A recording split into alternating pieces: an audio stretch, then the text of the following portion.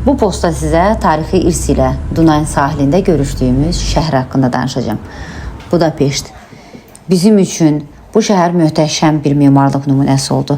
Burada həm Roma, həm Osmanlı, həm də Habsburg dövrlərinin zəngin tarixi izlərini görmək olar. Maşını parklayıb şəhərdə gəzməyə başladıq. Xüsusi bir marşrut qurub gəzməyə ehtiyac yoxdur, çünki şəhər bütünlüklə tarixi abidələr, fontanlar, parklar, heykəllərlə zəngindir. Gəzə-gəzə gəlib parlamentin binasına çatdıq, amma təəssüflər olsun ki, burada artıq iş saatı bitmişdi və biz bilet əldə edə bilmədik, yəni binanın içərisini görə bilmədik. Bir gələn səfərə qalsın deyib çölə çıxanda hər yarım saatdan bir burada açılan su buxarı əyləncəsi var idi. Uşaqların çox xoşuna gəldi, doyunca orada əyləndilər və Dunayın sahilinə indik. Şəhərin mirvarisi olan Dunay tarixi binalarla zəngin Buddanı Səsküylü Pes tərəfi ilə birləşdirir.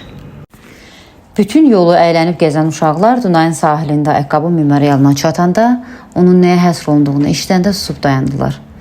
Memorial Holokost qurbanlarına həsr olunub. İkinci Dünya müharibəsində Yahudilərin kütləvi güllələnməsi əmri verilmişdi. Cəsədləri bastırmağa vaxt sərf etməsinlər deyə onları Dunayın sahilinə gətirirdilər. Hətta çox güllə sərf etməsinlər deyə insanları ayaqlarından bir-birinə bağlayırdılar. Hər 3 nəfərdən birinə atəş açılırdı və ölən şəxs digərlərini özü ilə suya aparırdı.